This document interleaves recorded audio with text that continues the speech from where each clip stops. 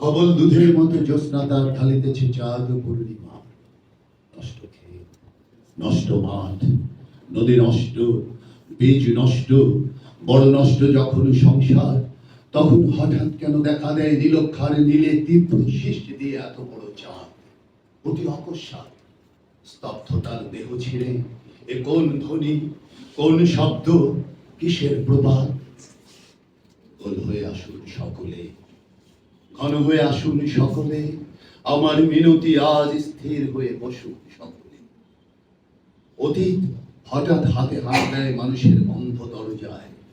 এই তীব্র স্বচ্ছ পূর্ণিমায় নুরুল দিনের কথা মনে পড়ে যায়। কাল ঘুম যখন বাংলায় তার দীর্ঘ দেহ নিয়ে আবার নুরুল দিন দেখা দেয় মরার বিনায়। নুরুল দিনের বাড়ি রংপুরে যে ছিল, রংপুরে নুরুল দিন একদিন ডাক দিয়েছিল 1189 সনে। আবার বাংলার বুঝি পড়ে যায় মনে। নুরুল দিনের কথা মনে পড়ে যায় যখন শকুন নেমে আসে এই সোনার বাংলায়। নুরুল দিনের কথা মনে পড়ে যায় যখন আমার দেশ ছেয়ে যায় দালালেরই আলখাল্লায়। নুরুল দিনের কথা মনে পড়ে যায় যখন আমার স্বপ্ন লুট হয়ে যায়। নুরুল দিনের কথা মনে পড়ে যায় যখন আমার দেহ থেকে রক্ত ঝরে যায়। নুরুল দিনের কথা মনে পড়ে যায় যখন আমারই দেশে আমারই দেহ থেকে রক্ত ঝরে যায়।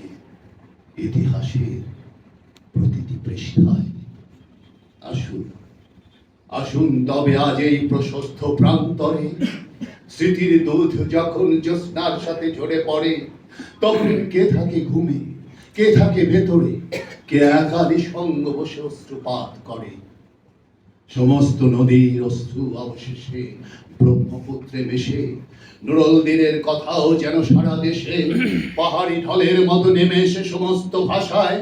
অভাগা মানুষ যেন জেগে ওঠে আবার আশায় যে আবার নুরুল দিন একদিন আসিবে বাংলায়। আবার নুরুল দিন একদিন কাল পূর্ণিমায় দেবে ডাক।